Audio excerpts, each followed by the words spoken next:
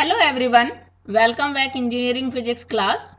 Myself Dr. Anchala, assistant professor in ABS IT Ghaziabad. हम अपनी BTech first semester के unit second electromagnetic field theory को discuss कर रहे हैं। तो जिसमें जो आज का जो हमारा टॉपिक है वो है plane electromagnetic waves in vacuum. हमने इसे लास्ट लेक्चर में आपको ये भी बता दिया था कि what is the electromagnetic wave, कि इलेक्ट्रोमैग्नेटिक वेव क्या होती है, कि इलेक्ट्रोमैग्नेटिक वेव्स जो होती है वो oscillating electric and magnetic field vector से मिलकर बनी होती है। सो electromagnetic waves are coupled oscillating electric and magnetic field that moves with speed of light and exhibit wave behavior। हमने इससे पहले अपनी मैक्सवेल्स इक्वेशंस को भी लिख लिया, उसकी डिफरेंशियल फॉर्म को हमने लिखा। तो आज उन मैक्सवेल्स इक्वेशन की हेल्प से हम प्लेन इलेक्ट्रोमैग्नेटिक वेव की इक्वेशन लिखेंगे वैक्यूम में। क्लियर? तो हम सबसे पहले अपने टॉपिक की तरफ चल लेते हैं कि plane electromagnetic wave in vacuum. Vacuum को ही हम फ्री स्पेस बोलते हैं कि जहां पर हमारे पास चार्ज कैरियर फ्री नहीं है। ठीक है, तो सबसे पहले हम अपनी मैक्सवेल्स की चारों इक्वेशन जो होती हैं इन डिफरेंशियल फॉर्म उसको हम यहाँ पर यूज करने वाले हैं। तो सबसे पहले मैं उन इक्वेशंस को लिख लेती हूँ कि Maxwell's equations are, Maxwell's equations as it is. उन चारों इक्वेशन को जिनको हम ऑलरेडी पहले डिस्कस कर चुके हैं, लिख चुके हैं, उनको हम यहाँ पर लिखने जा रहे हैं। पहली इक्वेशन थी del dot D equal to rho. Clear? आपको याद भी आ गई होगी। दूसरी इक्वेशन थी del dot B equal to 0। Third equation थी आपकी del cross E equal to minus के del B over del T. और लास्ट इक्वेशन हमने लिखी थी जो फोर्थ इक्वेशन जिसको हम बोलते हैं del cross H equal to J plus del D over del t. हमने चारों मैक्सवेल्स की इक्वेशन को यहाँ पर लिख लिया। अब जो फ्री स्पेस में कंडीशंस होती हैं, कंडीशन का मतलब ये कि क्योंकि वहां पर चार्ज कैरियर फ्री नहीं होते तो जो चार्ज डेंसिटी जीरो होती है एंड करंट डेंसिटी जीरो होती है उसको हम यहाँ पर यूज करने वाले हैं। तो उस स्टेटमेंट को हम लिखेंगे कि इन फ्री स्पेस जिसको वैक्यूम बोला जा रहा है, वैक्यूम बोलते हैं कि vacuum charge density rho equal to 0 and current density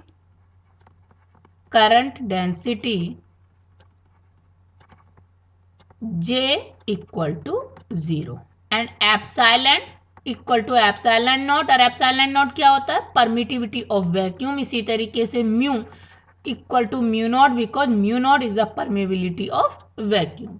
तब ये जो चारों इक्वेशंस हैं मैक्सवेल की वो उस फॉर्म में किस तरीके से लिख सकते हैं हम फ्री स्पेस में कि then Maxwell's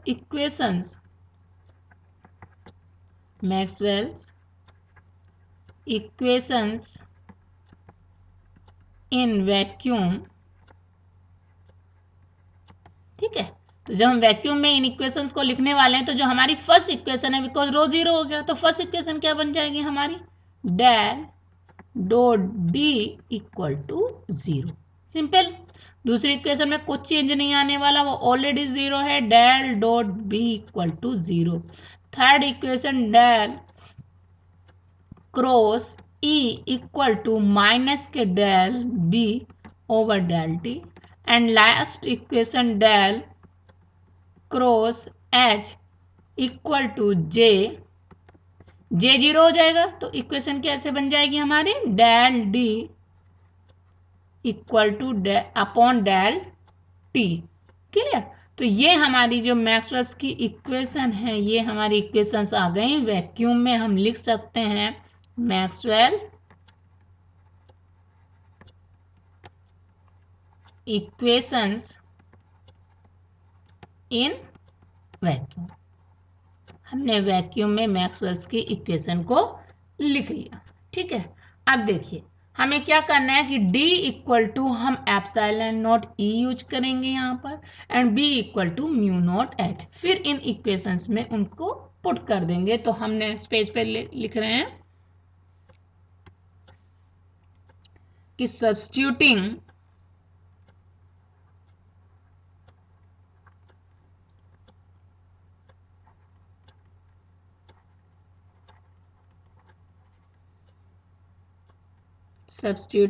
d equal to epsilon naught e and b equal to mu naught h।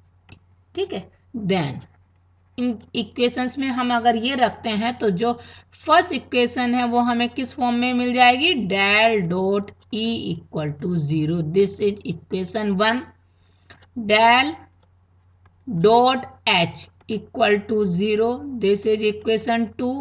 Third equation del cross e equal to minus, क्योंकि b की जगह हम क्या लिख रहे हैं, म्यू नॉट h, और म्यू नॉट कांस्टेंट है तो म्यू नॉट को क्या कर सकते हैं, हम बाहर लिख सकते हैं। तो क्या बन जाएगा, del h over del t, this is third equation. Del next equation del cross h equal to epsilon naught, same उसी तरीके से, क्योंकि d को हम क्या लिख रहे हैं, एप्सिलॉन नॉट e, और epsilon naught is a common constant, तो क्या आ जाएगा, epsilon naught del e over del t, this is equation 4। अब देखिए हमारा नेक्स्ट स्टेप क्या होने वाला है, जो इक्वेशन 3 है हम उसका कर लेंगे, और कर लेने का मतलब आप समझते हैं कि इसका मतलब डेल क्रॉस लेना है। तो हम दोनों तरफ LHS और RHS में भी डेल क्रॉस कर देंगे, इट मीन्स कर ले लेंगे। तो हमने लिखना है कि टेकिंग कर्ल ऑफ इक्वेशन 3, ठीक है, टेकिंग कर्ल ऑफ, आपको समझ में आ रहा है, इक्वेशन 3, ठीक है। तो देखिए हम कर ले रहे हैं, डेल क्रॉस, कल कर दिया मैंने, del cross E, clear, equal to minus mu naught del over del T और डेल क्रॉस एच। अगर आप डेल क्रॉस एच को ध्यान से देखें तो इसकी वैल्यू आपको इक्वेशन 4 में रखी मिलेगी। तो हम इक्वेशन 4 से डेल क्रॉस एच की वैल्यू यहां पर पुट कर देंगे, क्लियर। लिखेंगे सब्स्टिट्यूटिंग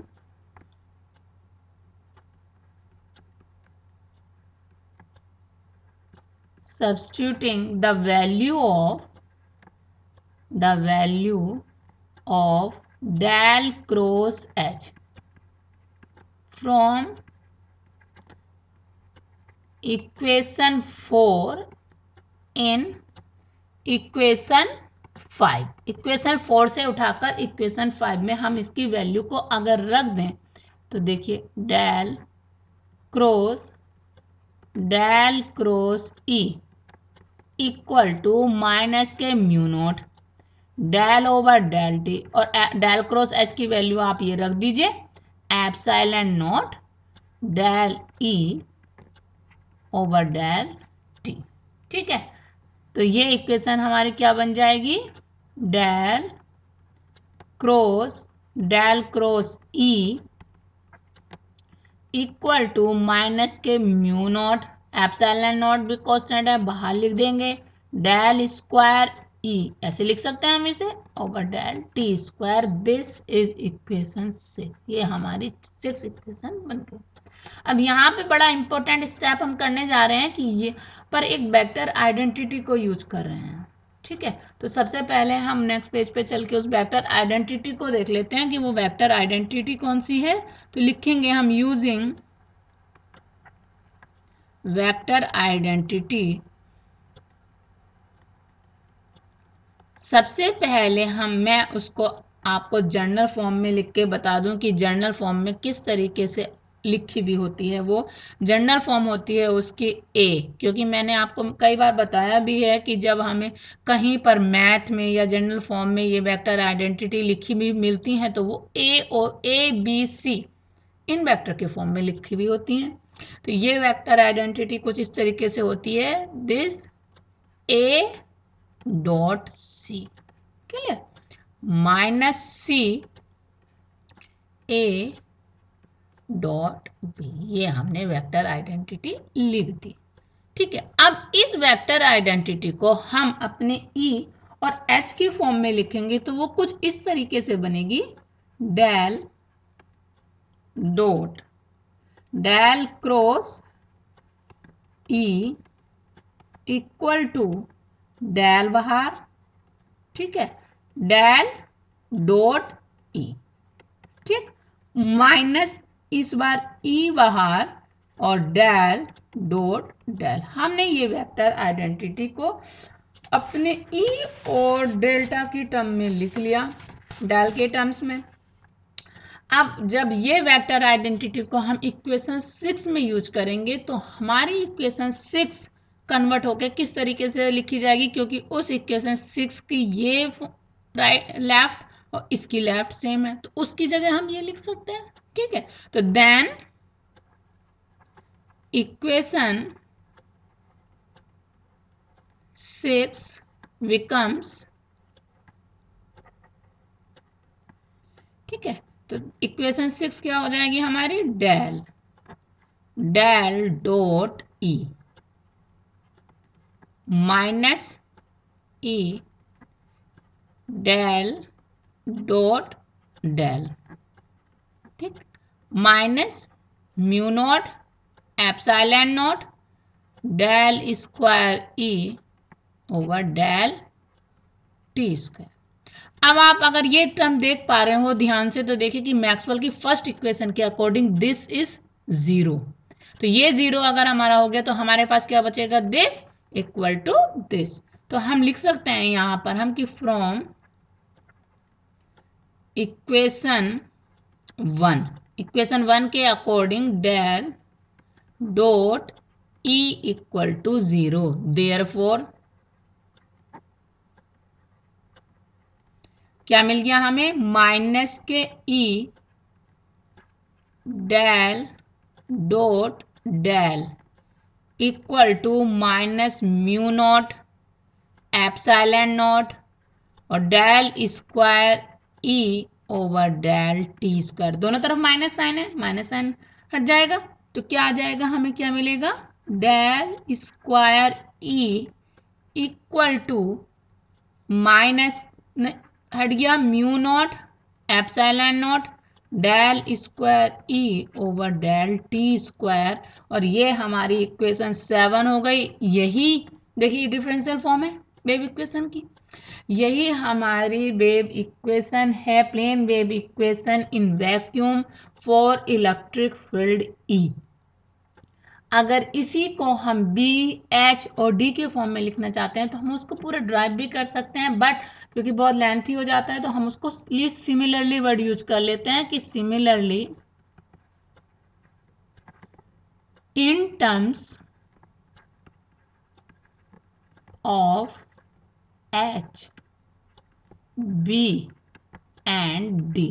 अगर हमें इनकी टर्म्स में भी लिखना हो तो हमारी इक्वेशन कुछ इस फॉर्म में आ जाएंगी कि del square H equal to mu naught epsilon naught del square H over del T square. ऐसे ही अगर हम बी की टर्म में लिखें del square B equal to mu naught epsilon naught del square B over del T square.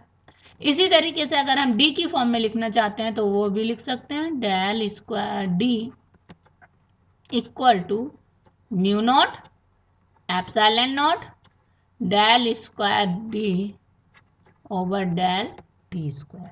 तो हमने H B और डी की टर्म में भी वेव इक्वेशन को लिख लिया। ठीक है, अब देखिए हमारा नेक्स्ट स्टेप क्या है कि हम ये जो इक्वेशन 7 है, इस इक्वेशन 7 की जो जनरल वेव इक्वेशन होती है उसके साथ कंपेयर करेंगे। तो देखिए उसको हम लिखते हैं कि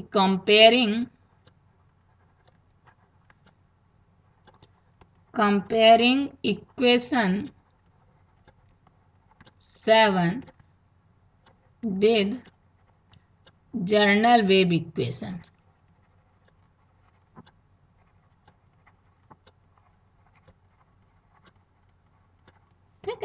तो जनरल वेव इक्वेशन क्या हो गई, del square u equal to वो होती है 1/v² del square u over del T square.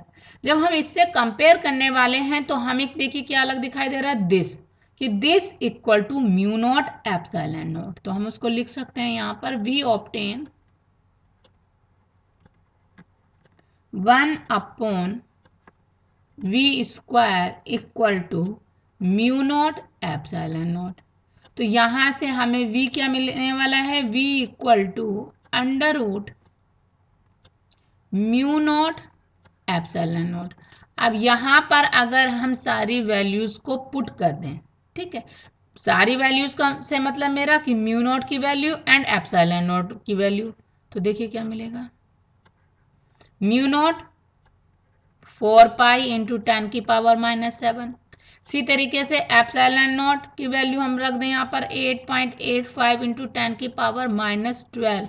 तो हमें जो v की वैल्यू है वो मिलती है यहाँ से 2.99 इंटू 10⁸ मीटर पर second.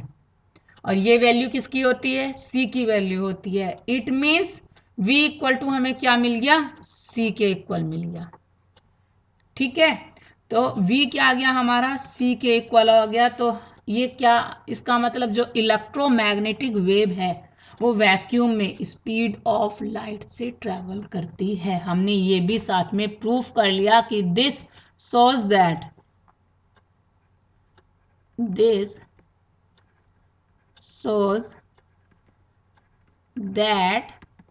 in free space electromagnetic waves travels with the speed of light। ठीक है, कि जो इलेक्ट्रोमैग्नेटिक वेव है वो फ्री स्पेस में स्पीड ऑफ लाइट से ट्रेवल करती है। तो थोड़ा सा इसको समराइज कर लेते हैं कि हमने क्या किया है आज। बेसिकली हमने प्लेन इलेक्ट्रोमैग्नेटिक वेव इक्वेशंस को लिखा है वैक्यूम में। उसके लिए हमें पहले चारों मैक्सवेल की इक्वेशन लिखी, देन फ्री स्पेस की कंडीशंस लिखी कि in free space charge density 0, current density J equal to 0, epsilon equal to epsilon naught and mu equal to mu naught. चारों इक्वेशंस को इस तरीके से ये मैक्सवेल की इक्वेशन वैक्यूम में आ गई। देन हमने ये कंडीशन लिखी D equal to epsilon naught E, B equal to mu naught H। ये इक्वेशंस आ गई। इक्वेशन 3 की हमने कर लिया, कर लेने के बाद हमें इक्वेशन कुछ इस फॉर्म में मिली, डेल क्रॉस H की वैल्यू रखी, ठीक है। इक्वेशन दिस मिली हमें, हमने एक वेक्टर आइडेंटिटी को यूज किया। वेक्टर आइडेंटिटी को यूज करने के बाद हमारे पास इक्वेशन आ गई del square E equal to mu naught epsilon naught del square E over del T square. इसी तरीके से हमने बी, ई, बी, एच और डी की फॉर्म में भी इक्वेशंस को लिख लिया। और हमने आगे ये भी प्रूफ कर दिया कि जो इलेक्ट्रोमैग्नेटिक वेव की वेलोसिटी होती है फ्री स्पेस में वो लाइट की वेलोसिटी के इक्वल होती है। तो आज के लिए बस इतना ही। Thank you.